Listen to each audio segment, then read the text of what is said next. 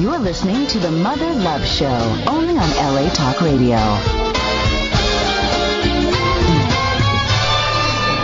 Hello, babies. Yes, you are listening to the Mother Love Show, and you can only get the Mother Love on LATalkRadio.com. Monday through Friday from 2 to 4 p.m., I'm your go-to girl.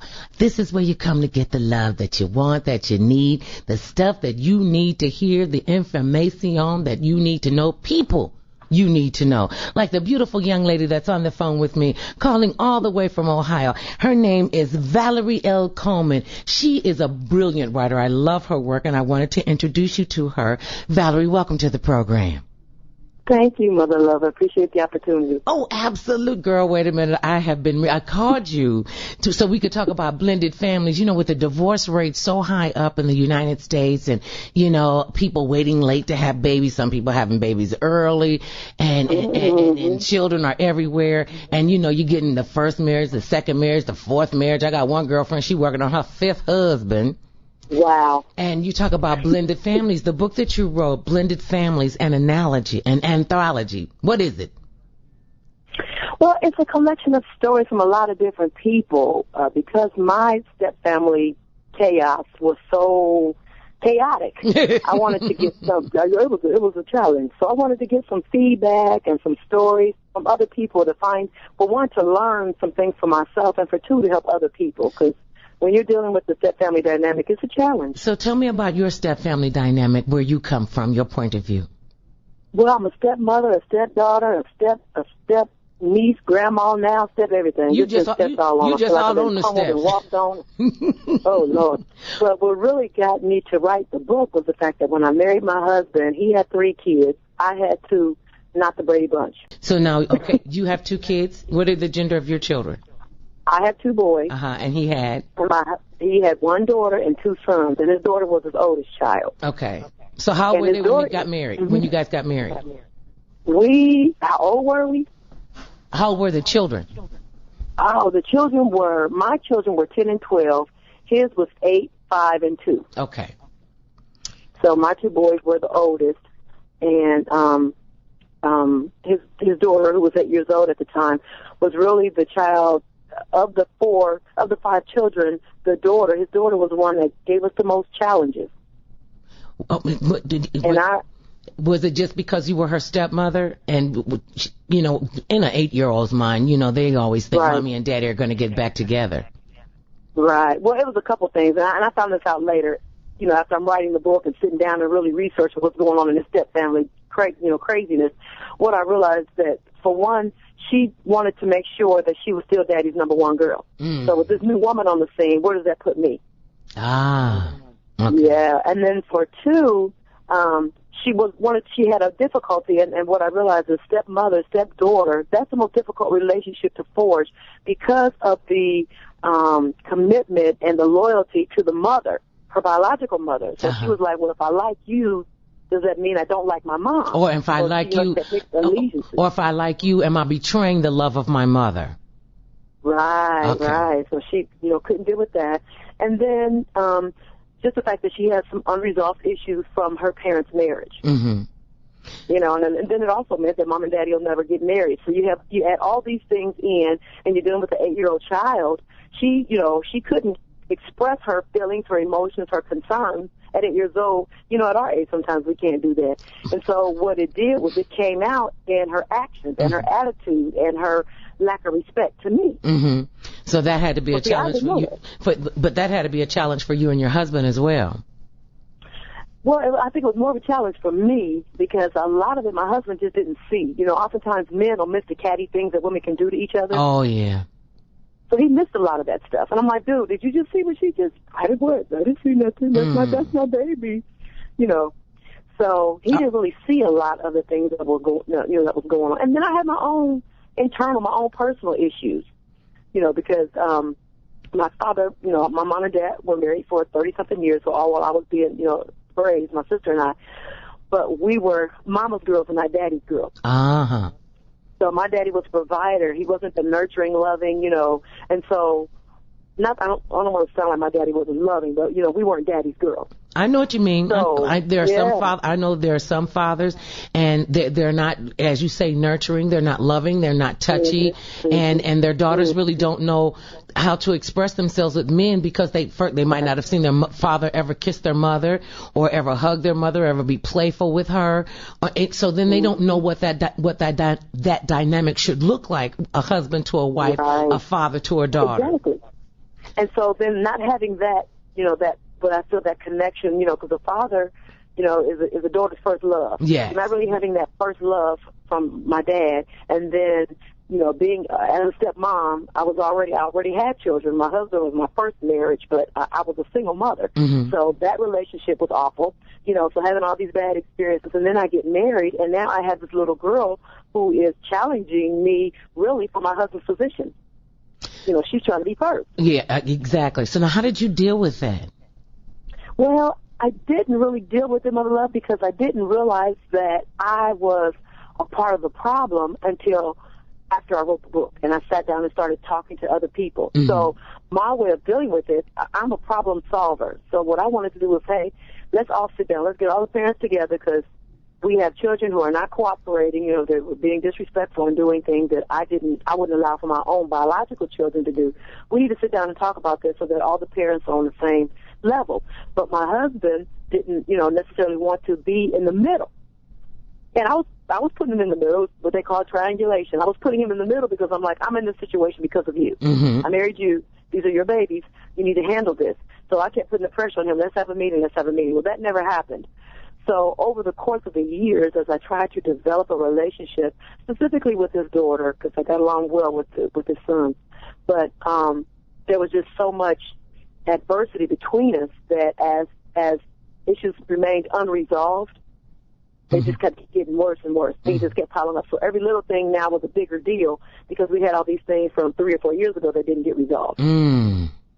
So we never really, I can't really say that we really handled it. Mm-hmm. There were a few times, one time I called his mom, or her mother, and talked with her, and she even said, I believe, because at this point maybe the child was maybe 14 years old, so we had been married 6 years, and she said, I believe part of the problem is when you all got married, she kind of got stuck at 8 years old. And didn't want to grow. Because if she grows up, then she really won't be daddy's girl. Right. She just couldn't move. It was like she couldn't move forward. Mm-hmm. She kind of got stuck there. So so everyone had their own issues, their own challenges. My husband, he was brought up by his stepfather, mm-hmm. and that wasn't always the best relationship. So he didn't really have a good model for marriage. I had a decent model for marriage, but then we had all our own baggage. So everybody has all this mess we're bringing in, and no one was really skilled or prepared or trained to handle it. Because I literally thought we were going to be like the Brady Bunch. And found out that was so far from the truth. So now, oh my gosh, yeah. So now are you and he still married? We are, yes, we are. We still have challenges. We still have difficulties. The children are grown now, but now we deal with grandparent step-family issues. Oh, wow. So it doesn't go away. Here's a whole another set of dynamics. So now from writing the blended family analogy, what did you learn, and what was your greatest challenge in writing the book? Well, I think one of the first things I would say that I personally learned was that I'm not in this by myself. Oh, that's great. Uh-huh. Because I really felt isolated. I felt like I'm out here alone. No one understands, because even though a lot of people are in step families, there's a step family dynamic, I kind of felt guilty because I'm like, I'm a problem solver. I'm a loving person. I'm kind. Why can't I make this thing work? Mm-hmm. So I almost felt like embarrassed or ashamed that I can't get this little girl to like me. Why doesn't she like me? And it really didn't have anything to do with her liking you. Right. I didn't know that. Mm-hmm. And then when she was disrespectful. Mm-hmm. How long have you been able to even have a decent relationship with her now that she's an adult? Well, I wouldn't say no. I would say probably not, because now my husband's relationship with his daughter is strained, and a lot of it because there were so many unresolved issues. So they have a strained relationship, and she doesn't. His children didn't live with us.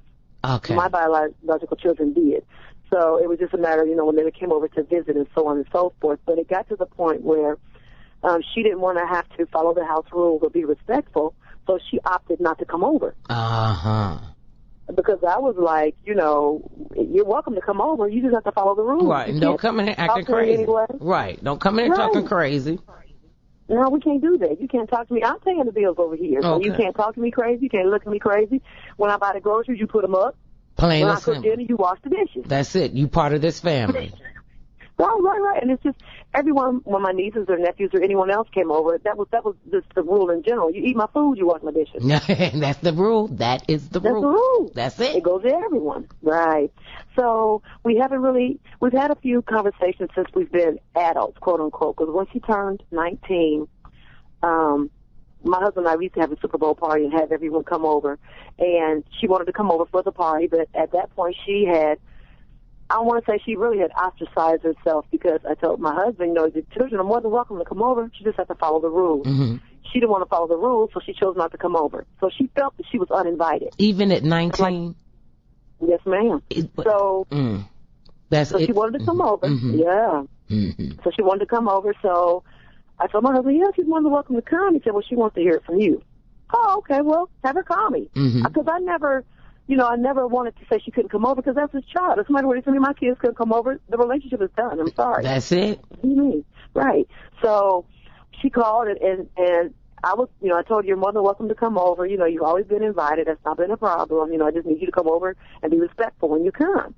Well, that started maybe a half an hour of her just venting and telling me all the things that I've done that she didn't like, and I never liked your Christmas gifts, and I never liked this, and I never liked this from my daddy, I never liked this from you, and I didn't like this. So I let her go ahead and talk. Mm-hmm. And then at the end of the conversation, I said, let me tell you something. You're a grown woman now, so we're going to talk woman to woman. You're 19 years old. You need to understand that I'm not going to leave your father because of how you're going to act, how you're acting, how you're mistreating me. Whether you want to accept it or not, you're not being respectful, and you're mistreating me. But I'm not going to let you make me leave your father. Mm-hmm. He's like, oh, okay. I said, you're more than welcome to come on over. The party starts at 6. Bring something with you, and we'll see you when you get here. Bye-bye. And she didn't show up, did she? You know what? That has been so long ago. You can't even remember. I can't even remember. Because if she was here, we had so many people in the house. They were all over the place. So I can't remember. I want to say she did not, but I can't say for sure. So now, how was the dynamic between your biological sons and your husband? They absolutely love him.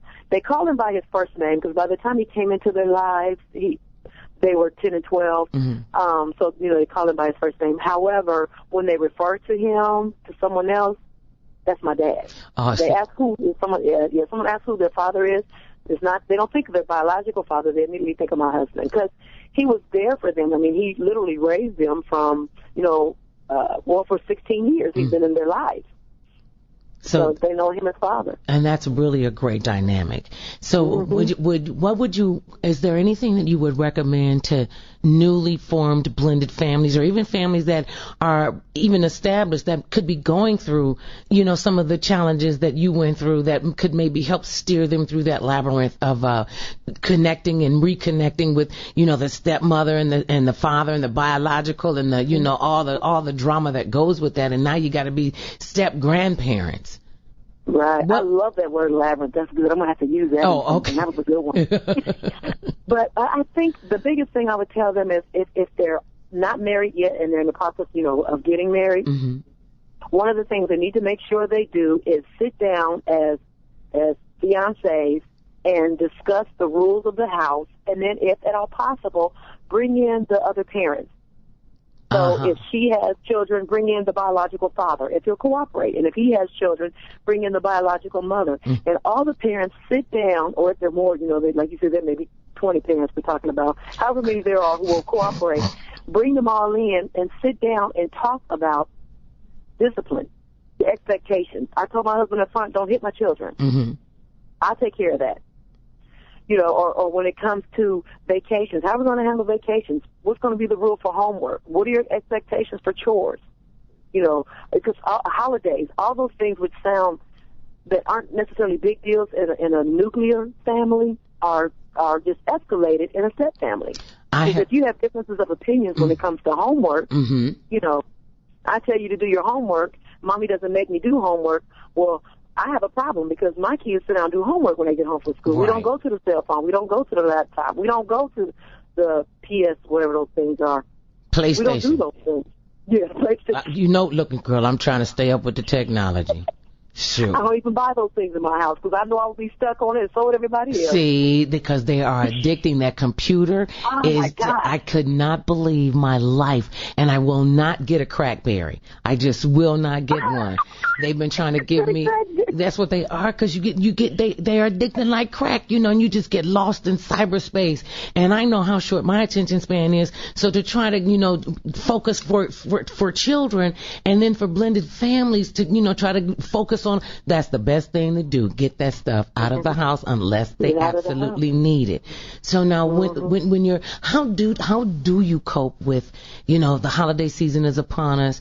Is there a best practices, a best strategy for dealing with the holidays? I like the idea that I think it's necessary for any couple to sit down and talk about what you're going to do, what are your expectations, whether you're having stepchildren or these are going to be, you know, your biological children, you know, what is going to be the rules and regulations.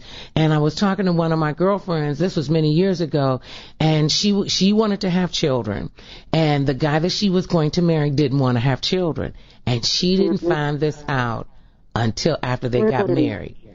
And I kept saying to her, you need to find out where he is on this child thing, because I hear him, and he was a friend of mine, I hear him always say he never wanted kids. That's why he was fooling around with older women. And she was like, no, he want kids. Every man want kids. I'm like, that is not what he's saying.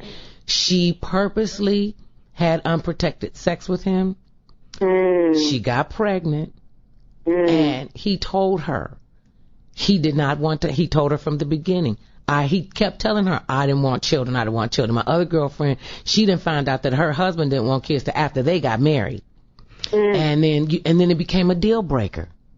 Right. And she was always, well, Mother Love, you told me, but I don't want to listen. See, I'm telling both of these chicks, listen, if this guy's telling you he don't want to have kids and you want to have free range sex with him, you need to either make sure he wears a condom or you take birth control. She a good Catholic girl. She didn't believe in birth control, but she believed in sleeping with, see, they confuse me, Valerie. They do what they value. They confuse, you know, how you want to play this? What you want?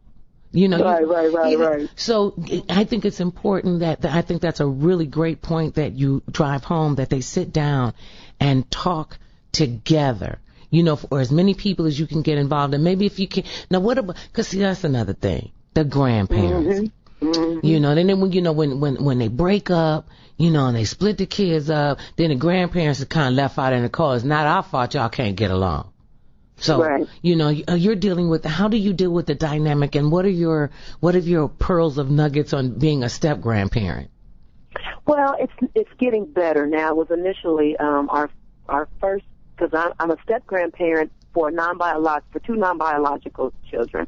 My son married, and his wife had a son. That dynamic has been great, and had no issues out of that.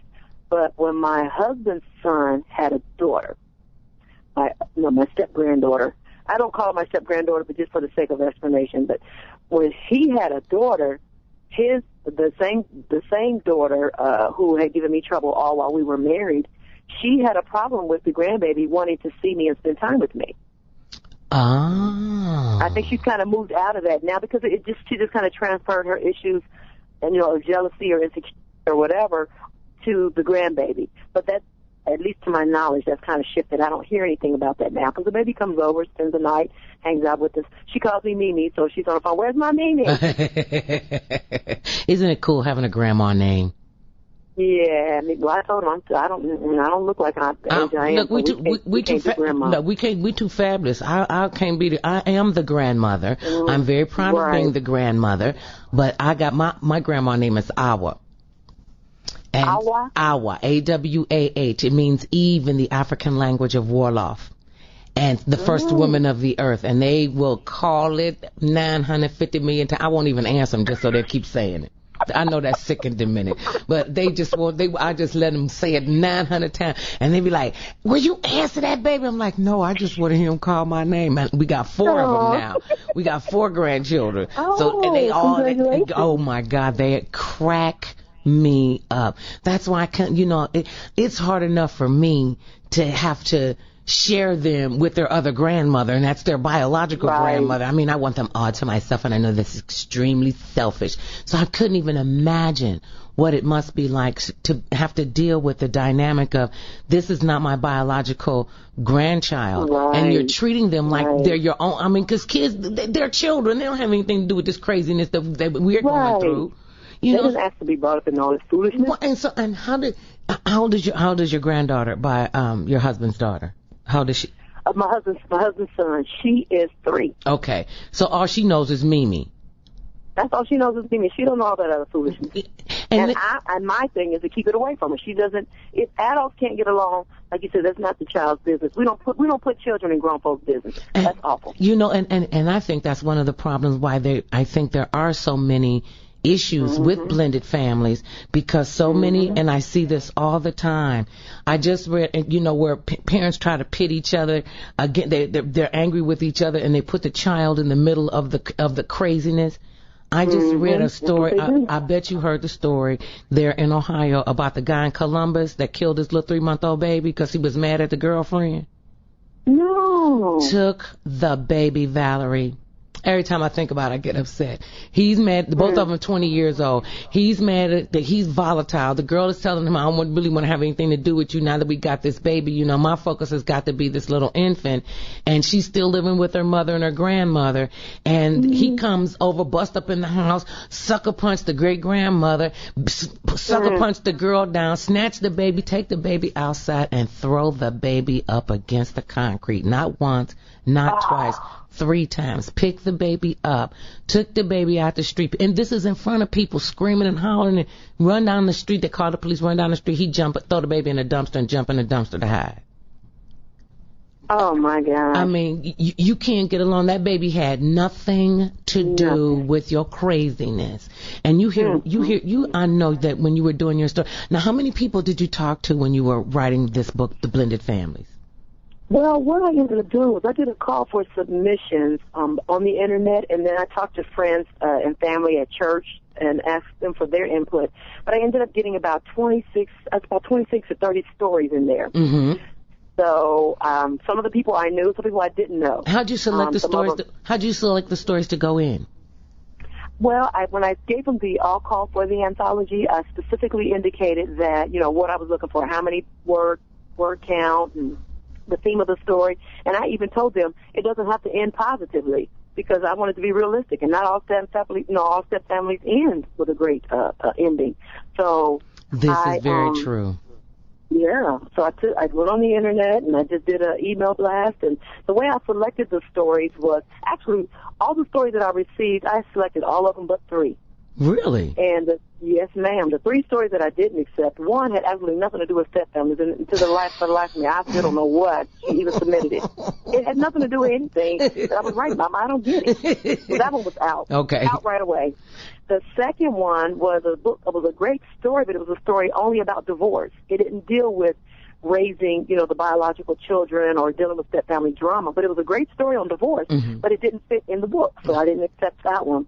And the other one was a great story. It wasn't so much about stepfamilies as it was rearing, helping non-biological people. It was about a motherly person, I would say kind of like Mother Love, who was just taking people into her house and helping them out. Sound like my mama. Well, okay. Teaching them to be mothers and teaching them how to be good women. But that didn't have anything to do with stepfamilies. Right, helping them. But it was a good storyline, but it needed too much work to make it fit into the book. Okay. So I ended up not using that one. Uh-huh. And so but other than that, all of them know. So how long did it take you to put it all together to get it from pen to paper?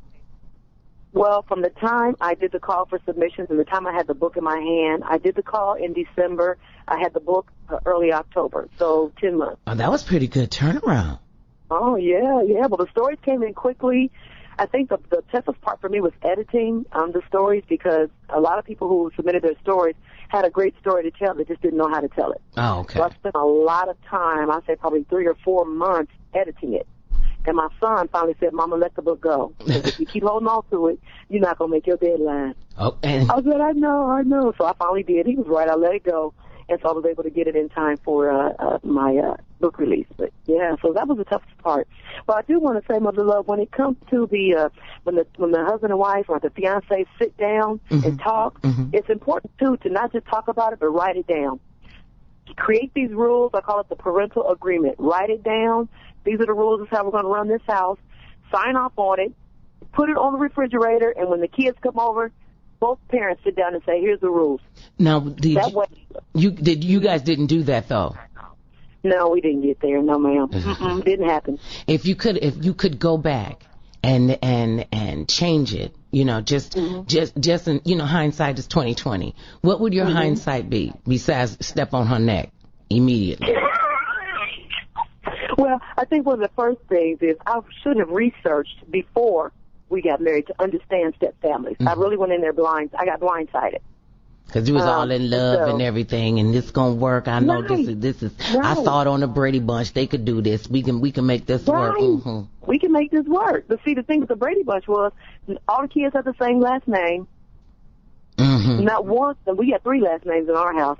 Not once did you hear Jan tell, what's the father's name, Greg, you're not my daddy. Oh no, that wasn't happening. Right, and not once did Peter tell the wife, my mother doesn't do it that way.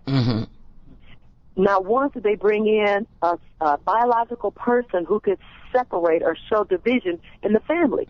So they brought in surrogate grandmother Alice and surrogate grandfather Sam. Sam but the our meat aunt man. or uncle, no one like that ever came on the scene. And so they posed it as a step family show, but it wasn't really step family. They treated it more like a traditional family. They had traditional family issues. Emotional girls against the boys in anything. In anything, like it wasn't our family. We were all the same, had the same last name, and I was like, when are these people leaving? Why are they here? Why do you keep bringing more of them in? That's what our little grandson said when my son had a set of twins. He came to me, he said, Awa, I need to talk to you. Now, I dealt with them when they brought that little girl in here and didn't take her back. Now they bringing them in 2 at a time when they go. Tell me, well, do we have to keep them? I said, yes, baby. Do we got to keep both of them? I'm like, yes. He wanted to return exchange. Yeah, he was like, he told, wait a minute, he walked around after his little sister was born for about 2 weeks. I just told him I wanted a puppy. I just wanted a puppy, and brought that little girl in here, and they won't take her back, and they all get along like peas and carrots. They do really, really well. Oh, that's good. He's probably a good protector. Now, he is. How is it when you have blended families, and you've got the, let's step outside of the immediate family, the father, the stepfather, the mother, and we go outside the grandparents. Do you have any issues with the other aunts and uncles and cousins, and when you get together for a family reunion, how does that dynamic work? Well, we have had issues. I think it was different on our side of the family, because when Craig's kids typically came over, they were spending time with him because we didn't have a lot of interaction with my family and his kids all together. So we didn't have a lot of that. But when there were situations where we would have get-togethers with his family, that was typically okay when we had get-togethers. But there were times when his family got into our business. When I say business, my husband was paying child support, a significant amount of child support. But over and above child support, the kids would call and say, well, I need a bike, I need a pair of shoes, I need this and I need that. Now, when we first got married, by the time they took my husband's child support, and because we had he has 3 children, paying the support for those children, he was only left with like $400 a month, and his car payment was $300. Oh Lord! So when we first got married, that's like only an extra $100 a month coming into my house. So don't get me wrong, I didn't marry my husband for the money, but I definitely didn't marry him and expect to have my expenses go up. Exactly, and you got to feed him. He got to be clothed. He's got to be taken care of and nurtured, and all his money, and all the money going to the kids. But see, that's where I think you know, a lot of women are not fair when it comes to the child support, because they seem to me, they get so angry that the husband has moved on. Well, to me, this is just in my opinion, Valerie. If you had been doing your job in the first place, then your husband wouldn't have been trying to leave you. You'd have been there. So somewhere that dynamic and that relationship broke down someplace. Somebody's needs were not getting met. Somebody was too needy. Somebody was going above and beyond the call. And to have to say that I'm going to take everything away from this man so he could pay child support. I mean, did she work at all? No, she was actually on welfare, and that was the thing in Ohio. Every state has a different rule, and that's why I recommend, too, before you get married, make sure you understand the rules of the state when it comes to child support. Because in Michigan, they add the income of the non-biological parent and the biological parent. So, like, one of my girlfriends, when her husband got married, he had a child before they married. Michigan took her money to help pay for his child. Whoa. Wait, just a minute now. Whoa, hey. Yes. Whoa. Wait a That's minute. Michigan did. In Michigan, if you had married your husband, they could have attached your wages to send to her, and she's sitting on welfare? Right. Okay. Well, even if she's not on welfare, it doesn't matter. It doesn't matter that she's on welfare. Oh, my goodness. It's just that in Michigan they use, because what they do is they look at the cost of living. What would be the standard of living for that child if parents were together? Ohio only takes the two biological parents. Okay. They don't look at my income. You know, in Ohio, they wouldn't look at my income to see what his children need. They look at the two biological parents. So because his ex-wife was on welfare, her income was zero. So what Ohio does is they combine the income, and they have some percentage. I don't know the percentage, but say if he had made $100,000, that would have been a blessing, hallelujah, but that wasn't the case. Had he made $100,000, they would have said, okay, 20% is what the children are entitled to. So they would have said, okay, the needs for the children are $20,000 a year. And then they figure out how much each parent, what percentage of that total income each parent makes. So if he made 70% of the total $100,000, he would be required to pay 70% of the $20,000 they feel that the children are entitled, or he would have to pay $14,000 a year, and the biological mom would be responsible for the other $6,000. Good. So they base the needs on the child, on the parent's income. Good. Because she had no income. Oh yes, and every state is different. So because she had zero income, they used only his income. So his income was the total income. And actually, our attorney told us we came out better with her being on welfare, because had she had income, the standard of living for the children would have been increased, and the percentage he would have been responsible to pay. He wouldn't even he wouldn't even had that $100 at the end of the month. Right. Good Lord. So Isn't that enough? that I mean, my head is spinning, girl. You done slapped me on the floor like in an episode of Grey's Anatomy when you said Michigan attached the next spouse's wages with the child support. Mental note, Mother Love, do not move to. Oh well, no, my son is grown, so, and I'm way past my childbearing years, so that part I won't have to worry about. Now, when it comes to this is another thing I don't think, and especially in minority families and poor families, they don't plan a nest egg, they don't plan for retirement, and they don't plan for the unexpected. For instance, God forbid something would happen to your husband. Would you being his wife, you would be expected to take care of the final expenses. Would she be entitled to any of his insurance money because she's the mother of his children? If they were minor children, possibly. If he died without a will. But that's why it's important. Just another part of the conversation is to talk about credit, child support, ask for the divorce decree, and work on a will. Because what needs to happen is, and I learned this in one of the stories in the Step Family book. The story is entitled Money. It's written by a certified financial planner, Joshua Johnson. And in that story, because I was blown away by this one, he said, at least with Ohio law, if I were to die before my husband, of course, all my money, insurance money, would go to him. And so then the expectation would be that he would take care of my children and raise them, and so on and so forth. But then if my husband dies, then the money goes to his next of kin. And it wouldn't be you. Gone. It wouldn't be you? No, because I'm already gone. On. I'm up in glory singing. So you're saying if you pass first everything would go to him. And then after he dies, everything that you and he had garnered would go to his children, and your children wouldn't be entitled to anything if this is without a will? Yes, ma'am. If his children were minors, everything would go to them. But of course, with them being minors, it would go to the ex-wife. So here now, my children, I went to college and I've worked and saved money for retirement and blah, blah, blah. My money that I had planned to go to my children will go to his ex-wife. And I would have to, without a will, I would have to hope that she would then take care of my children. And would she? But there's something that could be done. That could be that situation could be taken off the table with the advent of a will. Yes, ma'am, with a will. Because in a will, you assign who gets the money and how it is deviated and divided. So I went and got my will, and my will specifically says this much money goes to my husband, this much money goes to my first child, this much money goes to my second child, this much money goes to my stepchild, my children. You know, I split my money out, and so that way, when I go, there's no debating, there's no deliberation, there's no confusion as to what happens to my insurance money.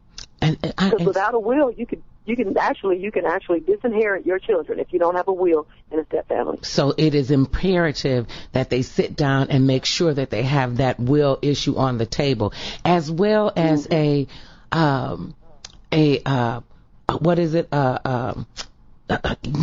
people get sick, I know it's a word for it. When they get sick, my girlfriend.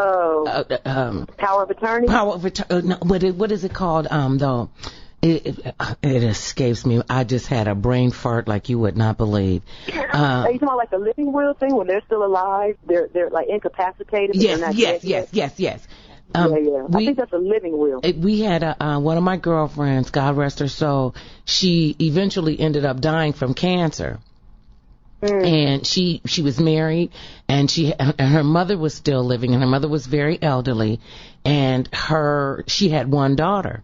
And she said, if something happens to me, she came to me and she said, Mother Love, could you take me the DNR, do not resuscitate. She said, if I go brain dead and they say that there's no hope for me, could you come in and will you be the one that they can come to say disconnect the respirator? I said, if that's what you want me to do, you need me to do that, I can do that. And so, and I said, well, why wouldn't you put that in the hands of your husband? She said, because, and this is when she told me the truth. That's why I think it's so important that people are honest with their families, with the blended families, because I hate that word step, because I'm like, what step they on? First step or the third step? I like that fact that you call them blended families. You know, because I never knew if they're on the top step, the bottom step. If they're on the middle step, do they count? You know, and I hate stepchildren and step families. And when they say, well, they half black and half white. Well, what half is black? The top half or the bottom half? The front half or the back half? I just didn't get that part. But anyway, that was just a sidebar. And I said to her, she said, because if I get terminal, I believe my husband would keep me on life support just to keep the money coming in, because as long as I'm living, he's taken care of. And I thought that was the crazy. And she said, and my mother is too elderly, and I wouldn't want to put her through that. And my nephews, and it was just a sad commentary. So I ended up having to go in, and you know, he was jumping up. I mean, really just had a crazy fit. Jumped up on top of the furniture, got to screaming and hollering. I had to come in with the paperwork, with the will. This was her directive. The doctor told him, get off the table, son. We going in here and unhook this machine. Right. And he was furious with me. And this is the first thing he screamed. You cut off my money. I was like, your wife is dying. Well, she knew him. She knew him well, didn't she? And she kept him so protected, and, you know, really took really good care of her family up until the very last breath she could take. And they called us in and I said, now what would have happened if she hadn't had a will? He might have still had this woman on life support. You know, and that's why I think it's important that we have a health directive, and especially in blended families. And here's another one I want to ask you about and get your thoughts on. To insure the children. If you and your husband had a life insurance policy on his children, and God forbid one of them perished, would you and he not get the insurance money, or would he and the stepmother get the insurance? The biological mother get it? Well, and I actually did have insurance policies on all of the children that we paid the premium for them because of her financial situation and the fact that I couldn't carry his children on my insurance policy at work. So we got supplemental insurance, and the main reason for having it was so that in the event that they did die, we could bury them. Without passing a hat. Is that not the worst thing? I don't know. Oh. I don't know why people don't want to. I mean, they act like they're going to live forever. One of my girlfriends just buried her father, and they were out there passing the hat. The man had to sit up in the funeral home for 2 weeks because the kids didn't want to pay.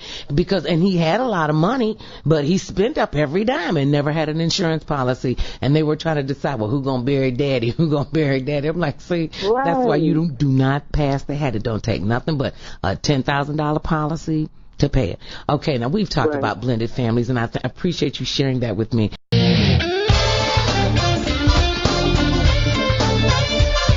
You're listening to the Mother Love Show, only on LA Talk Radio.